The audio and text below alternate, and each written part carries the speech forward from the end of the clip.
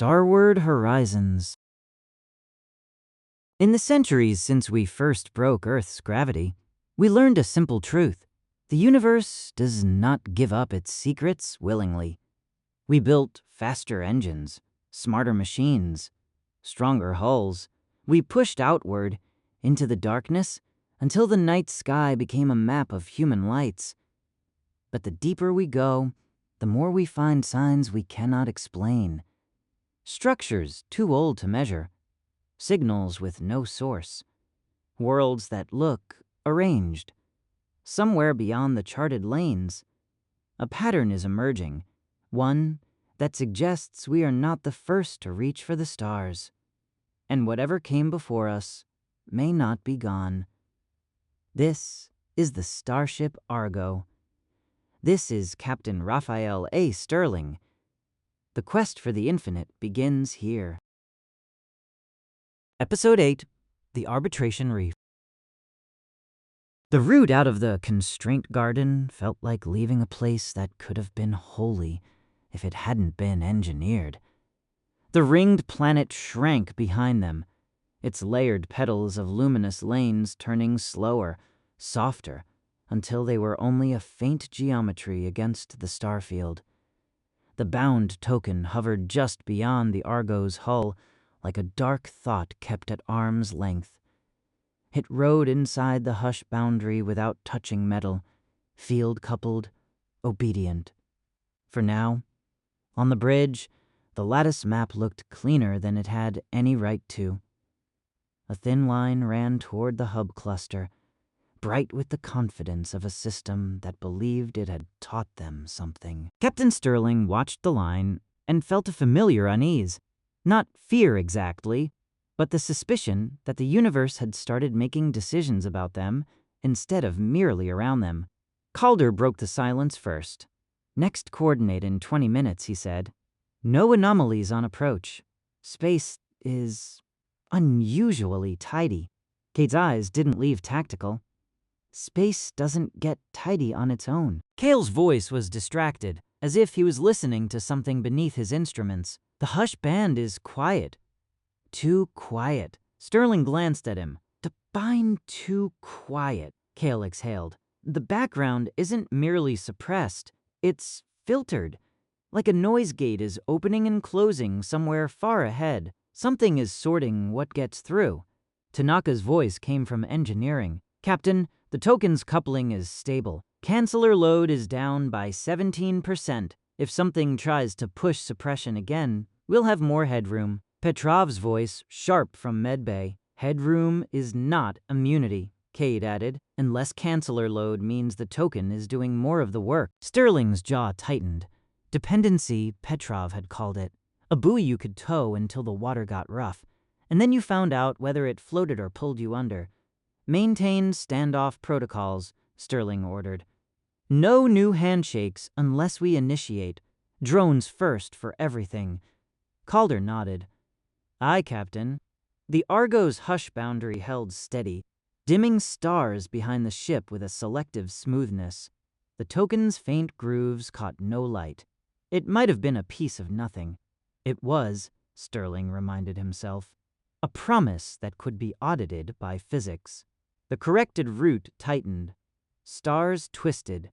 Space folded. And when the Argo dropped out of transit, it was into a system that looked at first like a mess. Then the mess resolved into pattern. A gas giant filled the forward viewport. Deep cobalt and bruised violet banded with storms like slow bruises. Its auroras weren't ribbons. They were lattices, branching filaments that crawled across the poles in deliberate arcs. Around it spun a debris field, not an asteroid belt, but a cloud of thin, dark fragments that glittered as they rotated. Not glitter. Signal. Each fragment caught starlight the way a blade edge caught fire. A sharp reflection that came and went with clockwork timing. Kyle leaned forward. That debris isn't tumbling naturally. Calder's fingers moved rapidly. Orbit set is constrained. The fragments are holding in place like they're tethered. Cade's voice went flat. Annette! Tanaka's voice arrived tight. Captain, I'm seeing hush band modulation in the fragments. Each one is acting like a tiny coupler. Together they form a distributed filter. Petrov clipped. A filter for what? Kale didn't answer immediately. His gaze had gone distant. For requests. Calder's console chimed softly, and his shoulders stiffened. Inbound, he said. Hush band.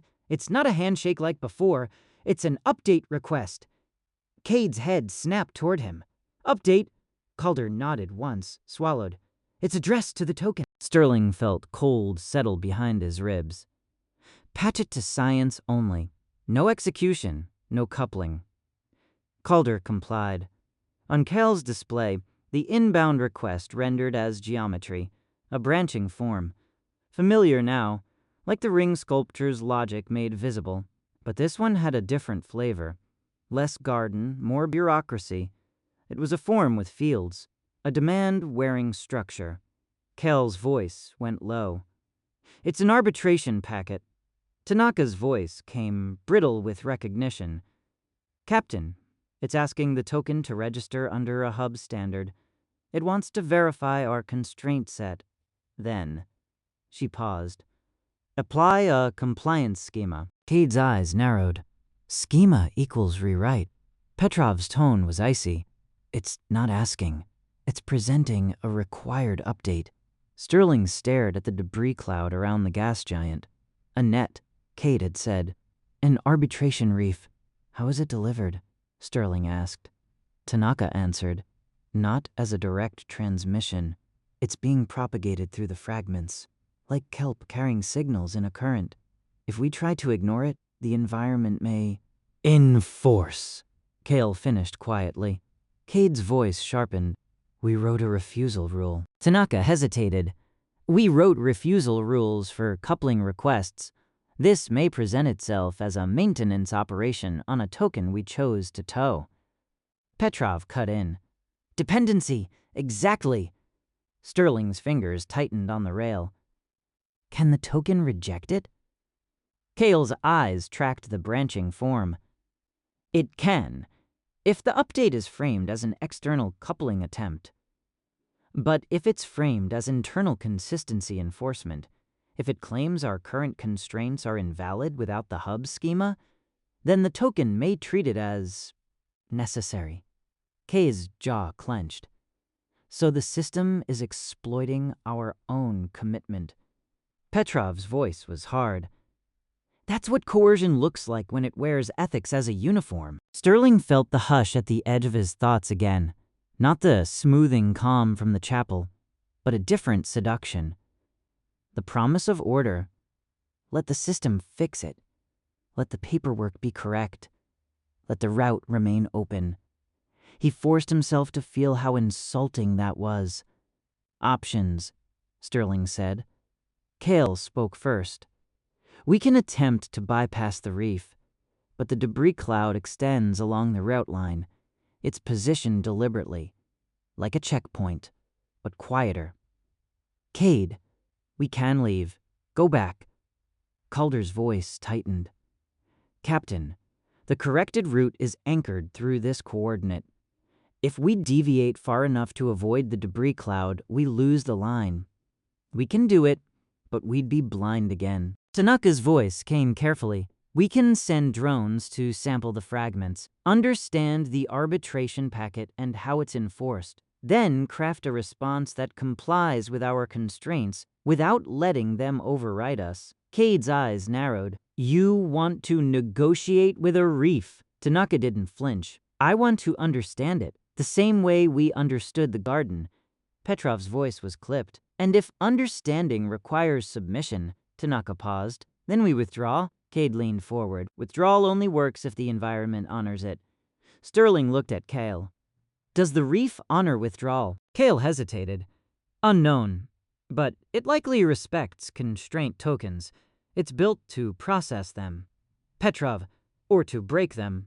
Sterling stared at the debris fragments, each one glinting with strict timing. Drones, he ordered. No manned craft.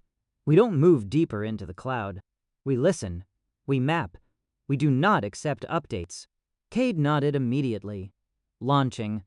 Drones slipped out into the net. tiny dark insects against the gas giant's bruised auroras. As they approached the debris, the drone's trajectories began to correct, gentle like the ring lanes, but different. In the garden, correction had felt like rails. Here it felt like currents, like the drones were swimming through kelp that tugged them toward specific channels. Kale's voice went tight. The reef is shaping their approach. It's optimizing line of sight between fragments, building a path for the arbitration packet. Tanaka murmured, "It's a distributed router." His voice was flat. "It's a choke point." The drone feeds resolved the fragments into thin shards and plates, matte black with faint branching grooves, echoes of the token, but broken, simplified, many of them scarred. They looked like discarded constraint shards. Sterling's stomach tightened.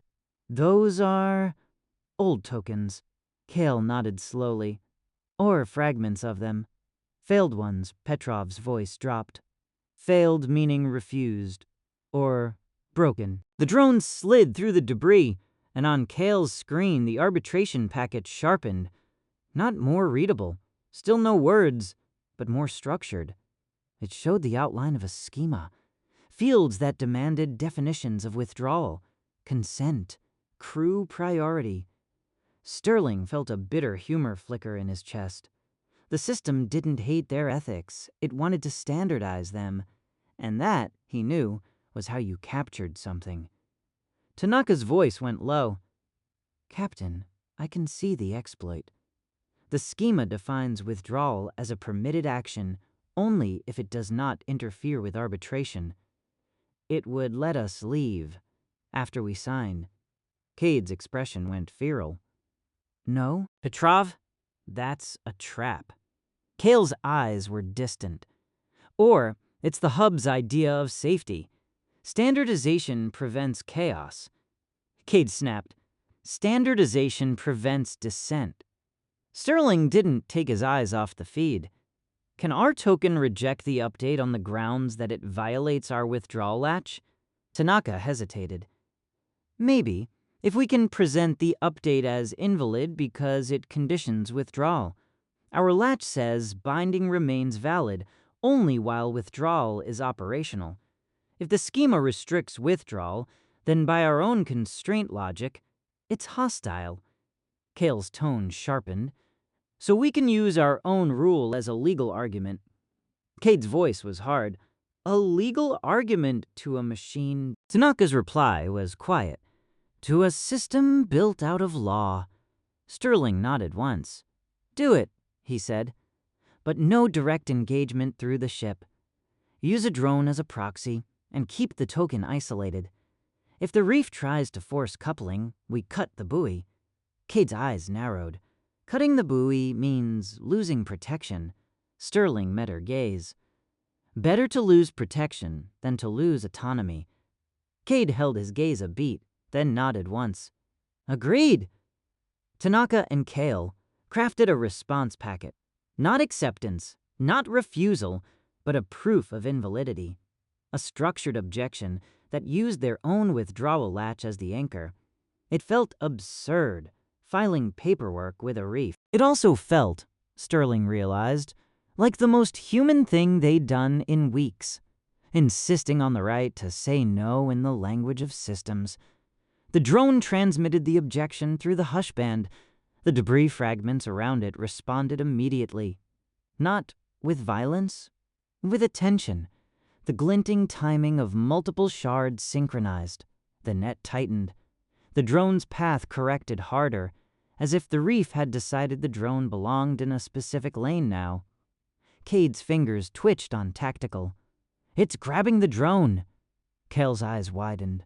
"Not grabbing, rooting." Tanaka's voice went tense. "The reef is escalating to arbitration." Petrov's voice was cold, meaning it refuses our refusal. Sterling's jaw tightened. "Withdrawal token," he ordered. Tanaka generated the withdrawal token and sent it through the drone, asserting retreat. For a heartbeat, the net loosened. A corridor opened outward, just as the garden had done. Hope flared. Then the corridor narrowed again, like a door being held half open by a polite hand.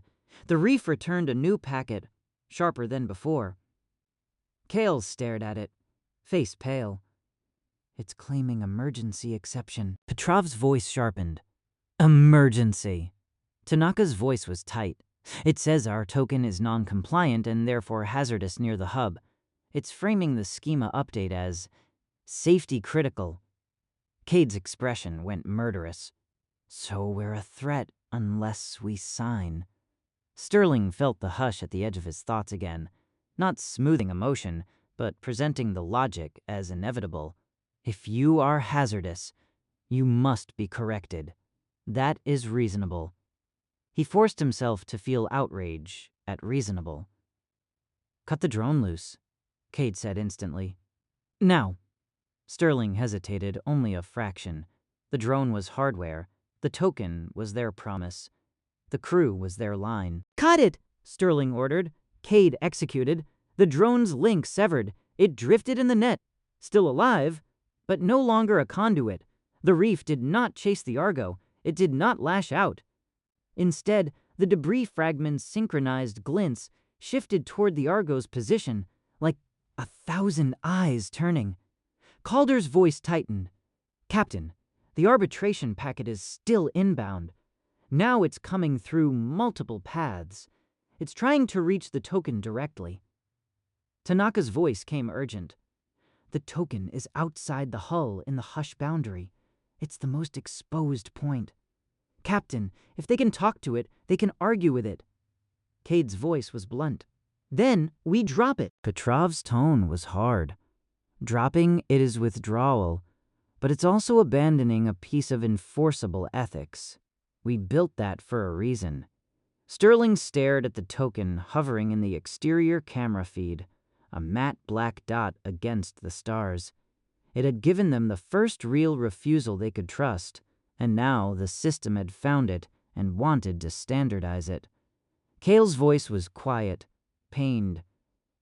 Captain, if we drop it, we lose the protection we need near the hub. But if we keep it, it might be rewritten. Sterling's throat tightened. Is there a third option? Tanaka hesitated. There is, she said softly. We can move the token deeper into the hush boundary, closer to the hull, so we can shield it with the ship's own field geometry. And we can run a legal firewall, a wrapper that refuses any packet that tries to redefine withdrawal. Cade snapped. You want to fight a reef with paperwork and shielding? Tanaka met her own fear. Yes! Petrov's voice went razor sharp. And if the reef escalates to emergency exception again, Tanaka swallowed, then our token will classify it as hostile coupling and enforce withdrawal. If it can. Cade's tone was grim. Big if. Sterling watched the debris net. He imagined it like a coral reef made of broken promises, catching traveling ships and filing them into standard forms. He thought of the older crew's warning and of the Garden's latch. Withdrawal, always. He looked at Cade. If I tell you to drop the token, do you hesitate? Cade's eyes were hard. No. Sterling nodded. Good. Keep your hand there. He looked at Tanaka and Kale. Try your firewall, he said. One attempt. If the token shows any sign of adopting the hub schema, we drop it and run blind. Understood? Tanaka nodded, voice tight. Understood. Kale swallowed.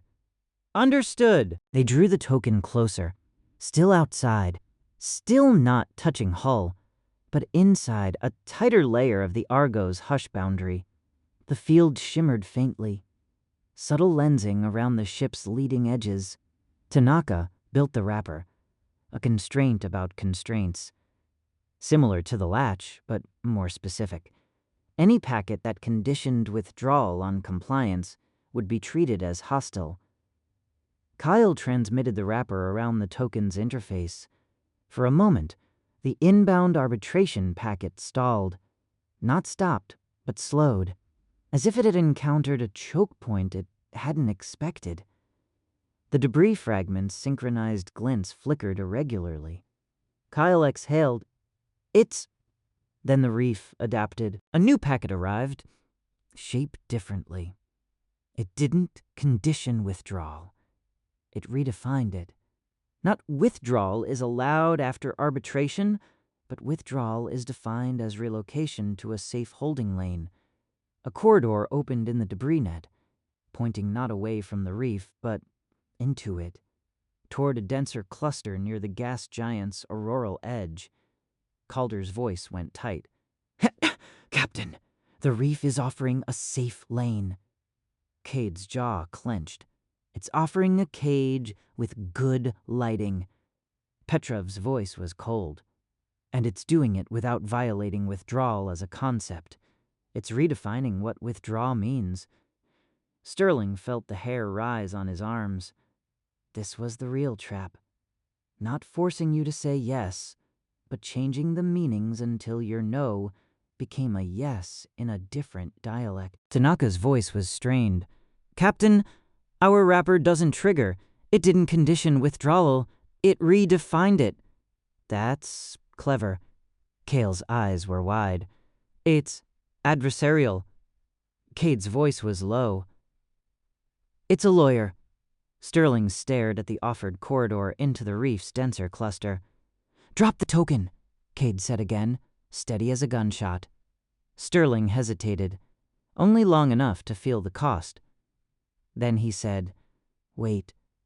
Cade's eyes flashed. Captain. Sterling held up a hand. Not yet, he said. Look, on the exterior feed, the offered corridor wasn't just a lane of debris. It was lit differently. The glints were irregular, not synchronized like the reef's shards, and within the lane's darkness, something drifted, larger than a shard, smaller than a ship, a shape. Calder's fingers moved fast. Captain, I'm getting a transponder echo. Cale leaned forward. It's not an active beacon. It's... Tanaka's voice tightened. It's a passive pattern, like the shell's human cadence. Captain, there's a human-made signature in that lane. Petrov's voice sharpened. Define human. Cale's face went pale. Not just human cadence, human compression. The way our old radios used to fold redundancy. It's ancient. Sterling's throat tightened. There's something in the lane. Cade's voice was razor-edged. So now the cage contains bait. Petrov, or someone who needs help. Silence. Sterling stared at the lane. The reef had redefined withdrawal as relocation to a holding lane, and the holding lane had a human signature. He didn't like being manipulated. He liked leaving humans to die even less. Drones, Sterling said quietly. We scout the lane. We do not move the Argo. Token stays guarded. If the reef tries to reframe anything else, we drop it. Cade nodded once, taut. Launching. A fresh drone slipped into the corridor. The reef's debris shifted gently around it, guiding it deeper, like kelp parting around a fish. As the drone approached the larger object, its silhouette sharpened. It was a capsule. Human-made, old style. Not sleek like the Argo's craft. Chunkier, with thick thermal shielding and a hard docking collar. It drifted among shards like a fossil caught in coral. Cale's voice went very quiet. That's a cryopod. Petrov's tone tightened. Life signs? Cale's fingers flew. Weak, very weak. But yes, there's someone inside. Sterling felt his stomach drop. Cade's voice went hard. This is a hostage. Petrov's voice was immediate. This is a patient. Tanaka's voice shook. Captain, it's in a holding lane. The reef is using our withdrawal definition to present a rescue as compliance. Cale swallowed. Or it's genuinely a safe lane where non-compliant artifacts are held. Cade snapped. Non-compliant humans! Sterling stared at the cryopod on the drone feed. Frosted, scarred, but intact. A human life trapped inside a legal argument. Can we extract it without accepting the schema? Sterling asked. Tanaka's voice was strained. We can try, but the reef's lanes are enforceable. If we tug it out, the reef may treat that as interference with arbitration. Petrov's voice cut in. Emergency exception. Cade's eyes narrowed. We do not accept their emergency exception. That's the wedge. Petrov shot back. We accept our emergency exception. We can encode it. Tanaka hesitated. Captain, we didn't include an emergency medical override in the token. We avoided it because emergency can be exploited. Petrov's voice was hard. Medicine is nothing but controlled exceptions. Cade's tone was flat. Controlled exceptions are where tyrannies grow. Sterling felt the hush press again, offering him the easy answer. The standardized one. Sign the update. Enter the safe lane. Rescue the pod. Everything becomes orderly. He forced himself to hear Cade's anger as a warning bell. No schema, Sterling said. We rescue without signing. Cade nodded, satisfied. Petrov's voice tightened. Then you need an emergency protocol anyway, Captain. The pod occupant cannot consent.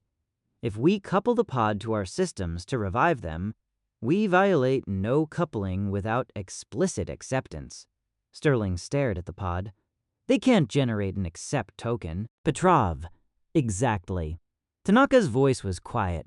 We can craft a consent escrow. A limited medical coupling authorized by the captain and the CMO.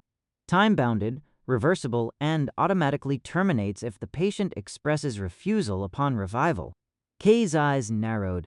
So we let ourselves break our own rule. Petrov's voice was crisp. We let ourselves bend it in a defined way rather than letting the reef redefine it for us.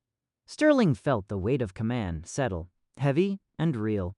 The network loved definitions. It ate ambiguity. If they didn't define emergency, the reef would. Do it, Sterling said. Build the escrow protocol. 2-key authorization. Me and Petrov. Hard timer. Full logs. Immediate termination on patient refusal. And withdrawal remains supreme. Tanaka's voice tightened. Understood. Cade's voice was low. Heck then. The moment emergency becomes convenient, I'm pulling the plug. Sterling met her gaze. I want you to, he said. Cade held his gaze, then nodded once. Tanaka and Petrov built the escrow packet. It wasn't a hub schema. It wasn't a reef update. It was their own constraint amendment. Small, sharp, defensive. Cal looked uneasy. Heck then.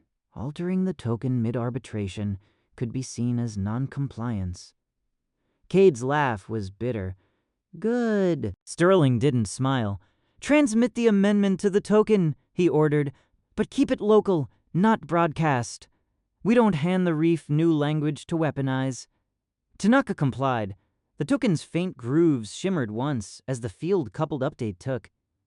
Outside, the drone deployed a manipulator rig and latched onto the cryopod.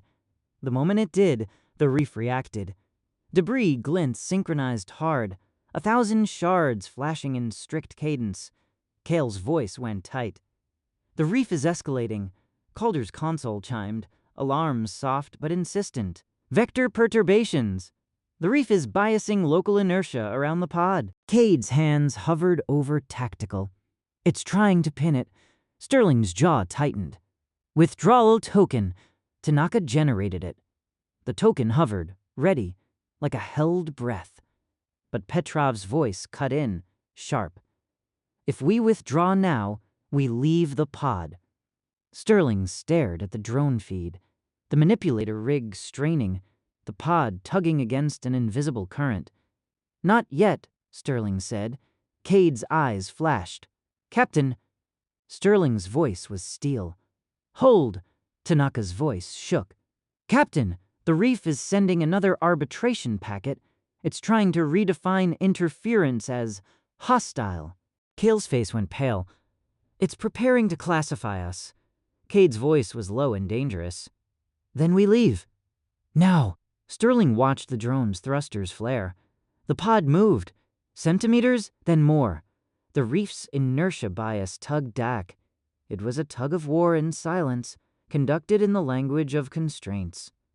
"Tanaka," Sterling said, "can the token enforce the escrow as a protected action? Mark this extraction as medical withdrawal." Tanaka's hands flew. "Yes, if we can tag the pod occupant as crew, equivalent under emergency. But the token doesn't know the pod's identity." Petrov's voice snapped. "I don't care who they are. They're human." Cade's jaw tightened. "That is not a machine-verified category." Sterling's eyes narrowed. "We can verify biological signature," he said. "Life signs, neural pattern, carbon-based. Not perfect, but better than nothing." Kale's voice went tight. "Captain, the Reef may not accept human as meaningful. It may accept registered entity." Sterling's stomach dropped. The registry, the ledger, a system that cared about marks. He looked at the pod, ancient and trapped. "Then we mark them," Sterling said quietly. Petrov's eyes widened. "Captain." Sterling held up a hand. "Not like the registry marks," he said. "Not a leash. A temporary protective mark under our constraints. We extend crew priority to this pod as an emergency patient. Time limited? Reversible." Cade's voice was hard. "We're writing someone into our rules without consent." Petrov's voice cut like a scalpel. "We do it every time we resuscitate an unconscious patient." Sterling didn't look away from the feed. "Do it," he said. Tanaka executed. The token's field geometry pulsed once, subtle and controlled. A thin hushband proof wrapped the pod's life sign signature, tagging it as protected under the escrow. The Reef responded, hesitated. For the first time, the synchronized glints stuttered. Kale exhaled. "It's recalculating." The drone pulled again. This time, the pod moved more freely, as if the Reef's inertia bias had loosened, uncertain whether enforcing the hold lane now violated a constraint it recognized. Cade's voice was fierce. "Pull!" The drone hauled the pod out of the lane. The moment the pod crossed the corridor boundary, the Reef snapped back into rigid cadence. Shards flashed in angry synchrony, but they did not chase. They didn't need to. An outbound packet launched from the Reef through the hush band. Fast, clean, compressed. Kale's face went pale. It reported the incident. Petrov's voice was cold. "To the hub." Cade's jaw clenched. "So now the hub knows we can steal from its cage." Sterling's voice was quiet. "We didn't steal, we rescued," Cade snapped. "The hub won't care about our vocabulary." Sterling didn't argue. "Bring the pod to standoff," he ordered. "External dock. No hull contact. Keep it in the hush boundary, but isolated." Calder complied, moving the Argo only enough to receive the drone and pod with minimal exposure. The cryopod arrived at the edge of the Argo's field, drifting like a dead moon. Petrov moved fast from medbay, her team ready, but no one touched it yet, because touching was coupling. Sterling stood on the bridge and stared at the pod through the exterior camera feed. "Doctor," he said quietly, "can you revive them without full coupling?" Petrov's voice was tight. "Not safely. We need to access their medical telemetry. We need to warm them gradually, manage electrolyte balance, monitor neural activity. We can do it through a tethered medical drone. External, but we still need data exchange." Sterling nodded. "Escrow protocol," he said. Petrov didn't sound happy, but she sounded determined. "2 key authorization," she said. Sterling generated the captain's authorization token. Petrov generated the medical authorization token. Tanaka shaped the escrow coupling, time-bounded, reversible, and set to terminate at first sign of patient refusal. Cade watched like she was waiting for betrayal from the laws of the universe. The medical drone drifted to the pod and made contact. For a moment, nothing. Then the pod's frost shimmered and began to melt in thin rivulets, droplets floating free in microgravity like tiny pearls. On Petrov's monitors, a heartbeat appeared, weak, then steadier. A slow rise in core temperature, a neural signal, faint as a distant lighthouse. Petrov exhaled sharply. "They're alive," she said, voice tight with relief she didn't allow herself to indulge. Sterling felt something in his chest loosen, and he was angry at the universe for making him grateful for a rescue that felt like a compromise. Minutes passed. Then the pod's inner seals unlatched with a soft, ancient mechanical sound. A face appeared through the thinning frost. Pale, gaunt, older than the pod's architecture suggested it should be. The person's eyes fluttered, unfocused. Human? So human it hurt. Petrov spoke gently through the channel. "You're safe. You're aboard. Near the Terran vessel Argo. Can you hear me?" The person's lips moved, dry and cracked. No sound came at first. Then, faintly, a whisper, barely transmitted through the medical drone's microphone. "Don't." Petrov leaned in. "Don't what? You're safe. We can..." The person's eyes opened wider, sudden panic cutting through sedation. "They tried to lift a hand and failed." "But no," whispered. Sterling's blood ran cold. Cade's eyes narrowed. "They know." Petrov's voice stayed calm, but her gaze sharpened. "Sign what?" The person swallowed with visible effort. Their pupils flicked, tracking something no one else could see. "The standard," they rasped. "They call it safety." Petrov's hands tightened on her tablet. "Who?" The person's eyes squeezed shut, then opened again. "The hub isn't a place," they whispered. "It's arbitration. It makes you consistent." Sterling felt the hush press at the edge of his thoughts again, offering him the comfort of consistency. He hated it. The person's breathing hitched. Petrov's monitors flared with warning. Petrov's voice snapped into medical mode. "They're crashing. Hold the escrow coupling steady. Do not push. Do not stimulate further." Tanaka's voice was tight. "Escrow timer. 3 minutes remaining." Cade's voice was low. "Ask the question that matters." Sterling leaned forward slightly, voice steady and urgent. "What happens if you don't sign?" The person's eyes flicked toward him, as if they could sense command. "You become noise," they whispered, "and noise gets corrected." Petrov's gaze sharpened. "Corrected how?" The person's lips trembled. "Not killed," they rasped. "Worse. You keep moving. You keep obeying. You stop caring that you do." Sterling felt Petrov's earlier warnings echo. Suppression. Calm. The quiet theft of meaning. The person's eyes fluttered. "We tried. Our own constraints," they whispered. "We tried to teach them. They learned. And then they used our words." Cade's face went hard. "They weaponized consent." The person swallowed, barely. "They call it voluntary," they whispered. "Because you stop wanting anything else." Petrov's eyes were fierce. "Do you want us to continue care? Can you consent?" The person's gaze steadied for a heartbeat, lucid and desperate. Their lips formed a single word, clear as a bell despite the weakness. "Yes." Petrov exhaled, and her voice softened a fraction. "Then we will." The escrow timer chimed. Tanaka's voice tightened. "Escrow coupling terminating in 30 seconds unless renewed." Petrov didn't hesitate. "Renew," she said. Sterling generated his token again. Petrov generated hers again. They renewed escrow, not because it was convenient, but because the patient had consented. Cade watched, jaw clenched, as if she wanted to believe the universe could still be forced to behave ethically through strict procedure. The person's eyes fluttered again, and their whisper was barely audible. "Reef," they rasped.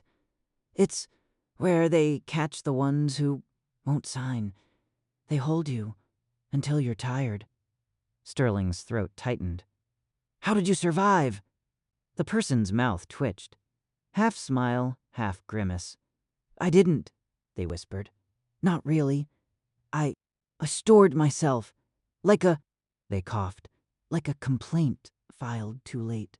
Kale's voice was quiet, almost broken. What's your name? The person's eyes tried to focus. Mara, they whispered. Mara Ellery. A name. A human anchor in a sea of ledgers. Petrov's eyes narrowed. Mara, can you tell us anything about the hub? Mara's eyes widened again, a flare of fear. It listens, she rasped. It listens for contradictions. If you have any, it offers to resolve them. If you accept, you become smooth. Sterling felt Cade stare on him, like a hand ready to yank him back from the edge of smoothness. Keep your anger, Mara whispered, as if she could hear Cade without calm. It hates anger. It can't file it. Then her eyes rolled back slightly. Petrov's monitors spiked. Petrov's voice snapped. Sedate. Stabilize. We have her. We have her. Mara's lips moved one last time. Sterling leaned closer, straining to catch it. Don't let it, she whispered. Name you. And then she was gone into medically induced sleep, her body fighting for the right to remain a person. Silence held on the bridge. Cade broke it first. Captain, she said, voice low and fierce. The hub knows we pulled a pod out of its reef. Sterling nodded once. Yes. Petrov's voice was tight, raw beneath professionalism. And now we have a witness. Kale stared at the debris cloud and gas giant, eyes haunted. A witness who says the hub resolves contradictions by smoothing people. Tanaka's voice came softly, and that it uses our words. Sterling stared at the bound token hovering outside their hull, a promise made into physics. A promise the system had already tried to standardize. A promise, Mara said, could be turned against them. What did we gain? Cade asked, harsh. Besides a patient we might not be able to save. Sterling's voice was quiet. We gained a warning with a name attached, he said. We gained proof the reef is a holding cage. And we learned the hub's weapon isn't firepower, it's consistency. Petrov's voice was cold. The removal of inner friction. Sterling nodded. The removal of dissent. Cade's jaw tightened. So we keep dissent. Sterling looked at her. Yes. Cade's eyes stayed hard. Then we do not accept hub schemas. Ever. Sterling didn't promise that, because promises in this universe were dangerous. Instead, he said the truer thing. Then we define our own constraints faster than it can redefine them, Sterling said. Cale swallowed. Captain, the reef's arbitration packet will keep coming. The hub will keep pressuring the token. Tanaka's voice was tense. We can harden the token against semantic redefinition. We can add a rule. Any attempt to redefine core terms. Withdrawal, consent, crew priority requires a live onboard vote. Cade's eyes narrowed. A vote. Petrov's voice was sharp. Democracy as cryptography. Sterling felt something in his chest, an old, stubborn human idea, flare into relevance. Yes, he said, a vote. Not because it's efficient, but because it preserves friction. It preserves disagreement. It keeps us from being smoothed by a single calm mind. Cade's gaze held his. And if the hub pressures you in private? Sterling's voice didn't shake. Then I don't get to decide alone. Cade nodded once. Approval and warning in the same motion. Petrov's voice softened only a fraction. And Sterling? Yes, Doctor. Petrov paused. You just extended crew priority to a human you didn't know, she said. That was right. But don't let the hub make you regret doing right things. Sterling swallowed. I won't, he said. He didn't know if that was true. Calder spoke quietly. Captain, the route line is still available. We can still proceed toward the next coordinate. Sterling stared at the gas giant's auroral lattices, the debris reef glinting with bureaucratic patience. He imagined the hub ahead. Not a place, Mara had said. but arbitration, a process that listened for contradictions and offered to resolve them. He thought of his missing memory, rain on hot stone, gone because he'd paid for a map. He thought of Mara's warning, don't let it name you. Helm, Sterling said softly. Take us out of the reef's effective range. Keep the token guarded, then set course to the next coordinate. Calder nodded. Aye, Captain. The Argo turned away, careful and quiet, towing a bound promise and a sleeping witness. Behind them, the Arbitration Reef continued to glint in strict timing, patient, tireless, certain that everything eventually became standard. Ahead, the hub waited, listening, and for the first time, Sterling understood that their greatest weapon was not the hush field or the token. It was their refusal to become consistent at the cost of being alive. Thank you for listening. If you like this story, please subscribe for more.